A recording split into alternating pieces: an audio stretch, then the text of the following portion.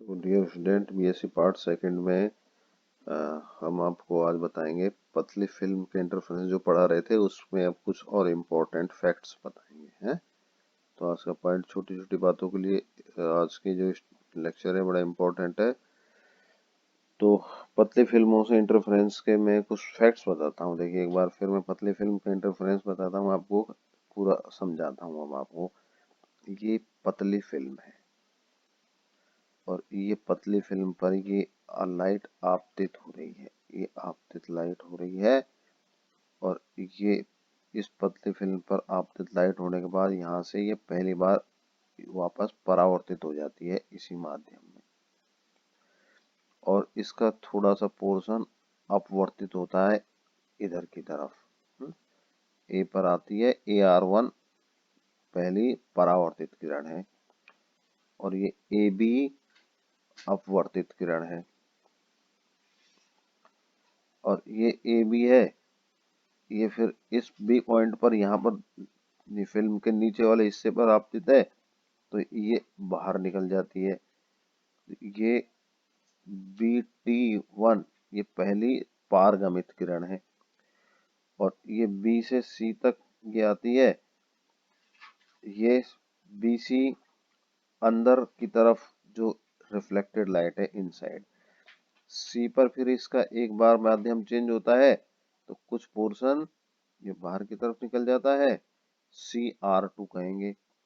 और ये C से D तक आती है, ये इंटरनल रिफ्लेक्टेड रे हो गई। D पे फिर ये एक बार बाहर निकलती है, इसका एक पोर्शन, DT2 दूसरी पारगमित किरण हो गई।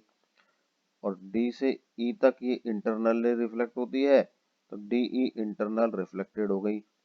E से फिर इसका एक बार बाहर की तरफ पारगमन होता है, तो ER3 ये तीसरी रिफ्लेक्टेड रे हो गई।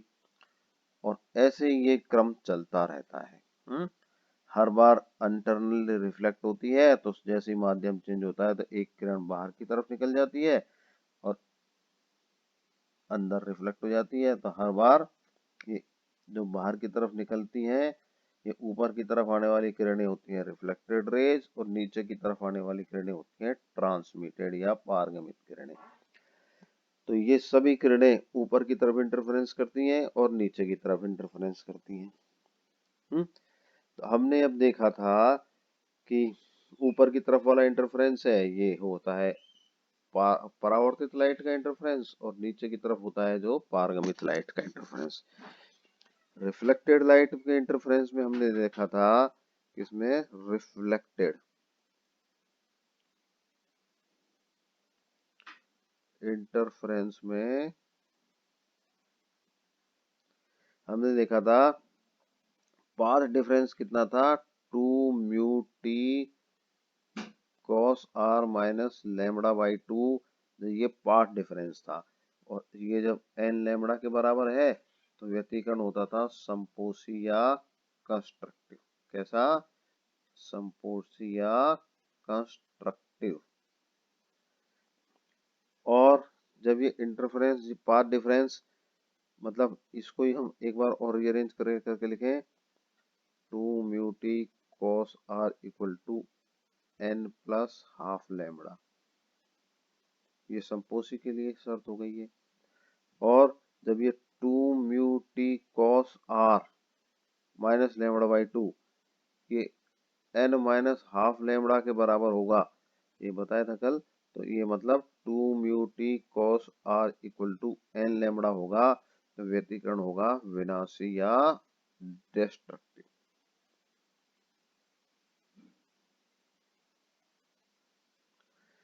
तो ये व्यतिकरण में क्या, रिफ्लेक्टेड लाइट की इंटरफेरेंस की शर्तें थी। और हमने आपको ट्रांसमिटेड या पारगमित लाइट में, पारगमित या ट्रांसमिटेड लाइट में इंटरफेरेंस की शर्त बताई थी।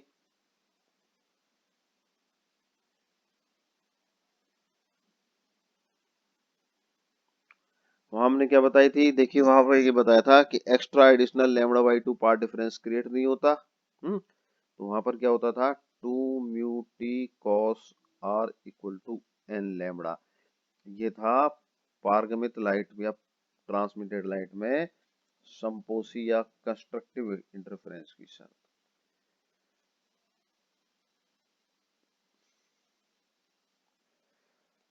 और 2 mu t cos r equal to n, उसका बिल्कुल 2 mu t cos r equal to n plus half lambda, ये किसकी शर्त थी? विनाशी। तो ये हम वैसे कल बता चुके हैं सारा सब कुछ आपको। तो हमने ये विनाशी व्यतिकरण की शर्त दी। अब हम देखिए संपोषी व्यतिकरण की दोनों की शर्तों को देखें, कंपैरिजन करें। तो जिस शर्त के लिए देखा हमने, जिस शर्त के लिए, जिस कंडीशन के लिए रिफ्लेक्टेड लाइट होती है, रिफ्लेक्टेड मतलब परावर्तित प्रकाश, संपोषी व्यतिकरण करता है, क्या करता है? संपोषी या कंस्ट्रक्टिव इंटरफेरेंस करता है। संपोषी व्यतिकरण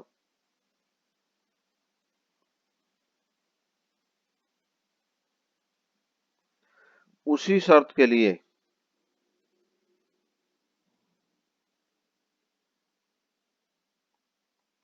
रिफ्रैक्टेड मतलब पारगमित, ट्रांसमिटेड,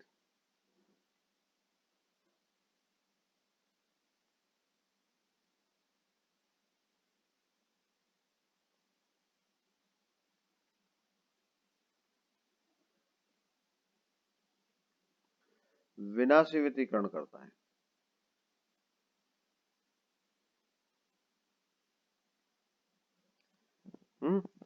तो और इसका उल्टा भी सही है, इसका भी है कि जब रिफ्लेक्टेड लाइट इस शर्त के लिए विनाशी व्यतिकरण कर रहा है तो इसी शर्त के लिए पारगमित प्रकाश संपोषी व्यतिकरण करता है।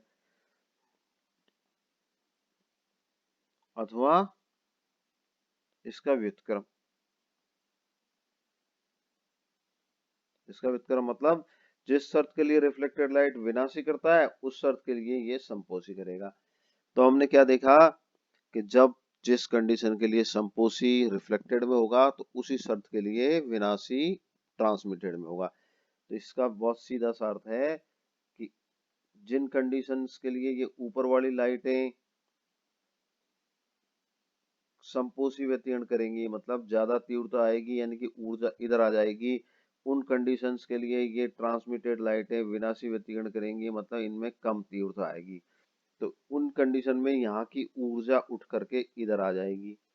जिन कंडीशंस में इधर की तरफ ऊर्जा नहीं आएगी, एनर्जी नहीं आएगी, उन कंडीशंस में ऊर्जा यहाँ आ जाएगी। तो ये ऊर्जा संरक्षण के सिद्धांत पर आधारित है ये। और दूसरा, इसे हम इंटरफेरेंस का पूरक व्यवहार कहते हैं, कॉम्प्लीमेंट्री बिहेवियर है। तो ये सब चीजें हैं, यह थिन फिल्म से इंटरफेरेंस का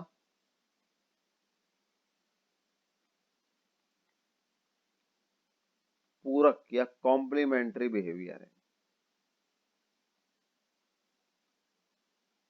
व्यवहार है।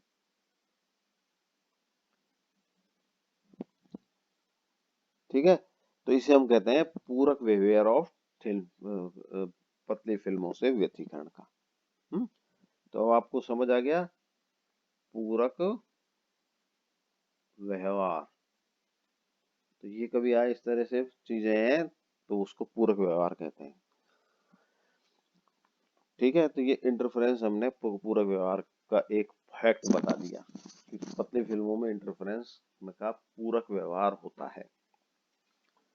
तो ये एक फैक्ट है एक तरह से। अब हम एक दूसरा फैक्ट बताते हैं कि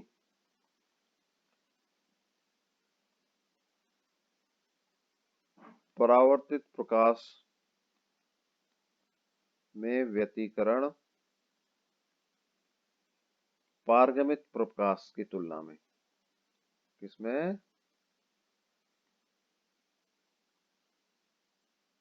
यानी कि रिफ्लेक्टेड लाइट में, किसमें? रिफ्लेक्टेड लाइट का इंटरफेरेंस ट्रांसमिटेड लाइट के इंटरफेरेंस में से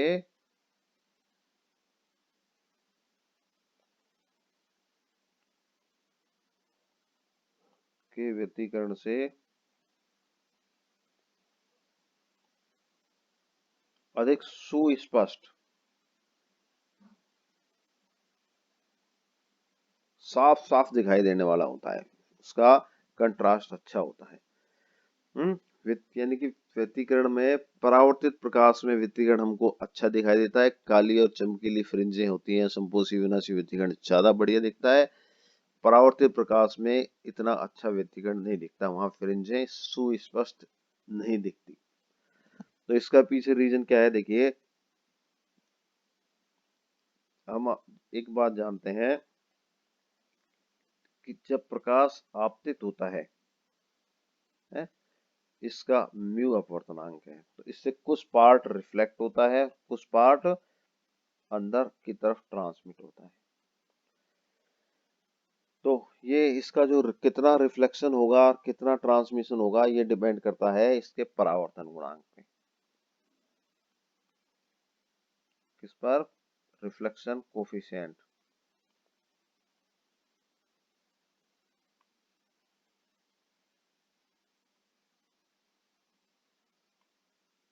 परावर्तन गुणांक ये आर होता है म्यू माइनस 1/μ+1। तो म्यू का मान कांच के लिए या पानी के लिए करीब 1.5 के आसपास होता है।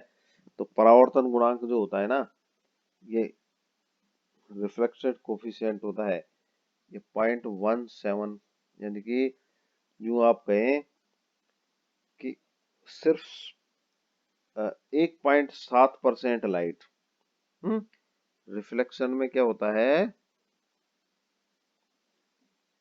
1.7% लाइट रिफ्लेक्ट होती है। हालांकि एंगल पे भी डिपेंड करता है, लेकिन हम ग्रेजिंग एंगल नॉर्मल इंसिडेंस के लिए कहते हैं। बाकी करीब 98% से ज्यादा, कितना हो गया, 98.3% लाइट अंदर रिफ्रैक्ट हो जाती है, अंदर दूसरे मीडियम। तो यहाँ पर सिर्फ 1.7% लाइट तो इधर आएगी और 98% लाइट इधर आएगी, रिफ्रैक्ट हो जाती है।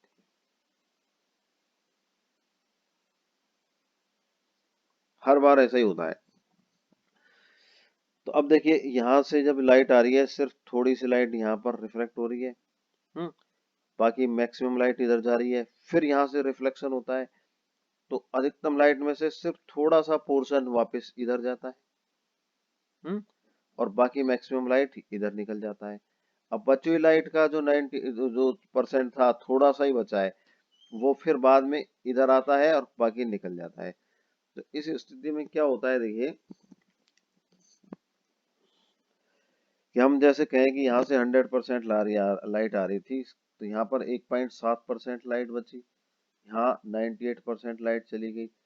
अब 98% का भी 1.7% है कि थोड़ी सी लाइट इधर गई, तो ये लाइट और ये लाइट रिफ्लेक्टेड रेज की R1 और R2 की जो तीव्रताएं होती हैं ये करीब करीब समान होती हैं। R1 और R2 की तीव्रता या आयाम समान होते हैं,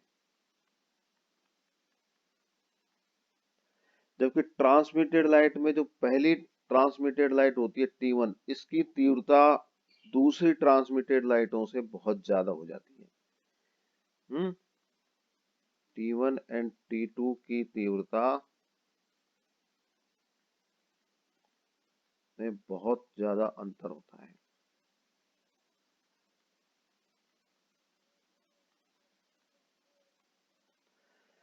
तो हमने व्यतिकरण की एक शर्त पढ़ी थी कि आयाम लगभग समान होने चाहिए, तीव्रता या आयाम लगभग समान होने चाहिए। तो R1 और R2 के आयाम समान है, R1 R2 के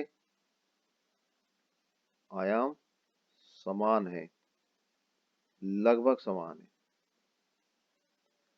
जबकि T1 और T2 के नहीं। तो ये रीजन है कि परावर्तित लाइट में व्यतिकरण साफ दिखाई देता है, सुस्पष्ट व्यतिकरण, और यहाँ पर नहीं होने से सुस्पष्ट व्यतिकरण नहीं।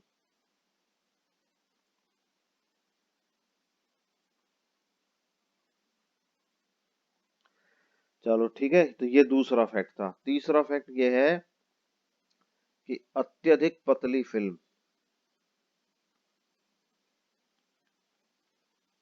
काली दिखाई देती है।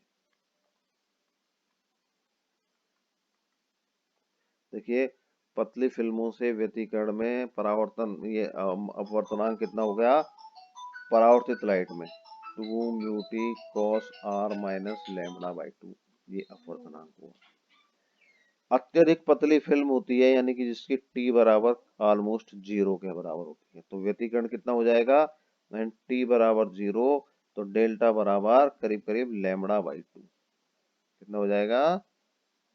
तो जब व्यतिकरण में देखा हमने कि जब पथांतर लैम्बडा बाई 2 है, पथांतर कितना होता है, जब पथांतर लैम्बडा बाई 2 होता है तो विनाशी व्यतिकरण होता है। कैसा होता है, विनाशी व्यतिकरण, तो काला दिखता है। तो अत्यधिक पतली फिल्म कैसी दिखाई देती है, काली दिखाई देती है। तो हमको अत्यधिक पतली फिल्म काली दिखाई देती है। हम जैसे एक उदाहरण बताते हैं, साबुन का बुलबुला,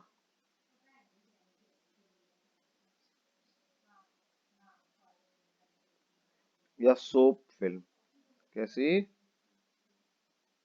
सोप की फिल्म, साबुन के घोल का बुलबुला। तो हम देखिए क्या करते हैं, एक पतली साबुन के घोल की फिल्म को अगर हम देखें, जैसे ये साबुन के घोल की एक फिल्म है, पतली फिल्म, अब हमने इसको वर्टिकली खड़ी देख ली, या यूं कहो कि ये साबुन का एक गोल बुलबुला है। तो अब इसकी सतह स्फेरिकल है ही, तो हम एक तो इसकी सतह का देखिए ऊपर वाला हिस्सा ये वाला है, ये मतलब यूं समझो वर्टिकल है ये, और एक ये जमीन की तरफ जो नीचे अर्थ की तरफ है ये हिस्सा। हम्म ऐसे हम खली फिल्म में देख लें तो ये एक ऊपर वाला दो पोर्शन कर लें, मान लीजिए ऊपर का हिस्सा ये है और ये नीचे का हिस्सा फिल्म का ये है। हमने देखा है, देखिए ग्रेविटी जानते हैं ना, ग्रेविटी के हिसाब से हर चीज जमीन की तरफ आती है, तो इसका जो मटेरियल है यहाँ पर थिक होता है और यहाँ पर क्या होता है, थिन होता है। ऐसा ही होता है कि जब इसका घनत्व है जो घोल का, वो नीचे की तरफ तो होगा ज्यादा, क्या होगा, नीचे तो होगा ज्यादा और ऊपर होगा कम। तो ऊपर तो ज्यादा पतला होगा, ऊपर तो क्या होगा, ज्यादा पतला होगा घोल, और नीचे थोड़ा सघन होगा। तो अब हम इसको रिफ्लेक्टेड लाइट में देखें तो ये ज्यादा पतला, अत्यधिक पतला हो गया, ये हिस्सा काला दिखाई देगा और इधर की तरफ काला नहीं दिखाई देगा, मतलब व्यतिकरण दिखाई देगा, व्यतिकरण फ्रिंज दिखाई देंगी। सफेद लाइट में ये रंगीन दिखाई देगा। तो ऐसे ये दिख रहा है, अत्यधिक पतली फिल्म ऊपर के हिस्सा अत्यधिक पतली फिल्म हो गया तो ये काला दिखाई देगा। तो अत्यधिक पतली फिल्म काली दिखाई देती है। अब एक इंपॉर्टेंट चीज है कलर इन थिन फिल्म, ये इंपॉर्टेंट चीज है, रंगीन दिखाई देती है पतली फिल्म, रंगीन दिखाई देती है। तो पतली फिल्म रंगीन क्यों दिखाई देती है, देखिए यहाँ पर हमने देखा कि 2 mu t cos r minus lambda by 2 ये पथांतर होता है, तो ये लैम्बडा पे डिपेंड करता है। तो अलग अलग फ्रिंज लैम्बडा और टी देखें तो अलग अलग फ्रिंज की लंबाई लैम्बडा और टी के हिसाब से इस तरह होती हैं कि किसी मोटाई का पर्टिकुलर मोटाई रेड के लिए हो सकता है, रेड कलर के लिए। ये श्वेत प्रकाश में होती है सर। श्वेत प्रकाश का मतलब सफेद लाइट जिसमें सातों है सभी तरंग लंबाइयां होती हैं। तो लाल भी होता है, सब होती है ना, VIBGYOR। तो कोई मान लीजिए रेड तरंग एक पर्टिकुलर लेंथ के लिए, मोटाई के लिए कंस्ट्रक्टिव इंटरफेरेंस करती है, तो वायलेट उसके लिए विनाशी व्यतिकरण करेगी। तो जब वायलेट विनाशी करेगी तो वायलेट दिखेगी नहीं, सिर्फ कैसी दिखाई देगी, रेड दिखाई देगी है। तो वो मोटाई और कलर एंगल यहाँ पर देखिए T और R है का सेट मान लीजिए किसी विशेष लैम्ब्डा के लिए संपोषी व्यतिकरण करता है।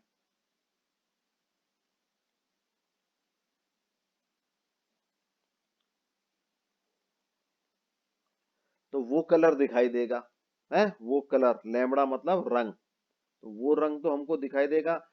और वो ही टी और आर है, अगर दूसरे कलर के लिए विनाशी करता है तो वो नहीं दिखाई देगा। तो हमको पतली फिल्मों में कोई रंग दिखाई देगा, कोई नहीं दिखाई देगा, इसलिए पतली फिल्म रंगीन दिखाई देती है।